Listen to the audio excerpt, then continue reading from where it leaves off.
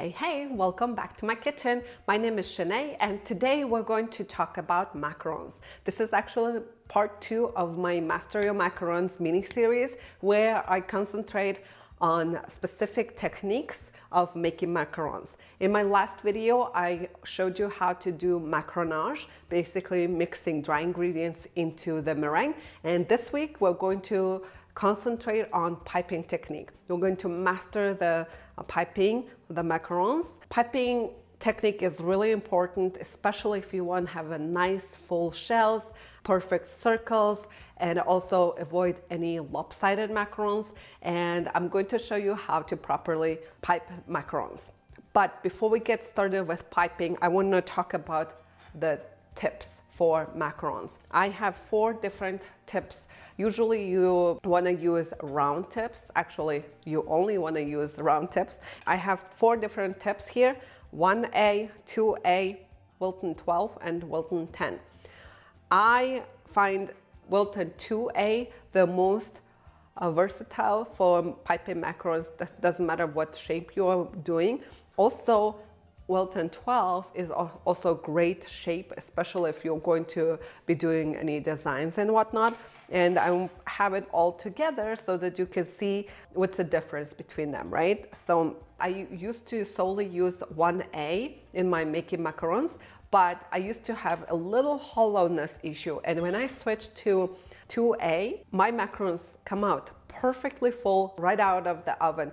So I don't know if it's exactly the piping tip that contributed to that or not, but it just helps to pipe really good amount of batter into macarons. Let's go ahead and put the tip into the bag.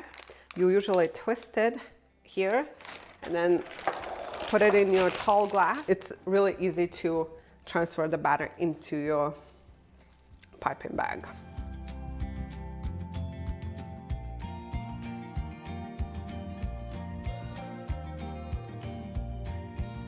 So I have parchment paper. You can use silicone mat. Use a good quality parchment paper. If you are having too much wrinkling with parchment paper, usually cheaper versions are really bad, but I use this one and they're okay, and they're not as misshapen, I guess. You know, they do wrinkle slightly, but not much. And I have my template underneath parchment paper. You can download this template on my website for free. You can just sign up to my email and you'll get 3-4 different types of templates from me. This one, I'm making 2-inch macarons today. Try not to have a lot of bubbles into your batter, so try to put the batter in one whole swoop and then push it and then hold it, twist it on the top so you have a good grip. Hold your piping bag at 90 degrees. Squeeze from one point only and stop squeezing, twist it slightly. So hold your tip about 1/2 inch above the surface and then pipe until your batter reaches the circle. Stop pushing and then twist. Hold it above the surface, squeeze, stop squeezing, twist. So there are 2 circles on my template. You want to squeeze your batter until it reaches the inner circle. That way, when they spread, they will reach to that 2-inch circle.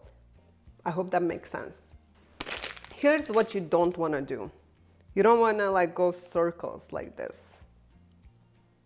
You don't want to do this. And also you don't want to like go like this, up and down, up and down. You don't want to do this also, because that way you might get hollow macarons because there's too much air bubbles incorporates. And then they will be kind of thin shells too, like they're not good. So hold it above the baking sheet, squeeze, stop squeezing. Twisting helps to detach from the batter really nicely.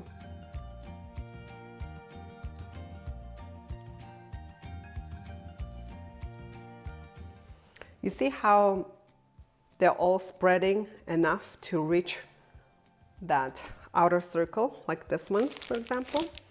If you would squeeze until it reaches 2-inch circle, then you'll get bigger macs, and that's especially important if you were going to put it in a packaging, it won't fit.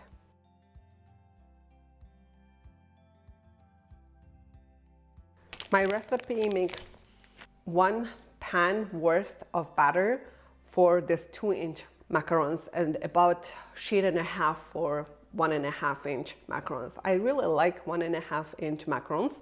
So now we pipe the batter. We'll have to remove your template because some people ask me if you have to remove the template. I'm using tape to tape this 2 sheets, and you don't want to have a tape in your hot oven, they will melt. And then make sure to tap them. I prefer tapping from the bottom over tapping on the counter because one, it's really, really loud on the counter, and this way you can actually focus on a certain macaron. And if you need to, you can use the toothpick to pop any large air pockets like here. And there you go, perfect macarons. Do you see how my parchment doesn't wrinkle as much? And if yours wrinkly too much, maybe try this parchment paper. I will link it in the description below. I got it on Amazon. Comes pre-cut sheets. They're super convenient. Hope you enjoyed this video and learned a tip or two. If you did find it helpful, or if you have any questions, comments, feedback, please comment below. I love hearing from you. Thank you so much and have a great day. Bye.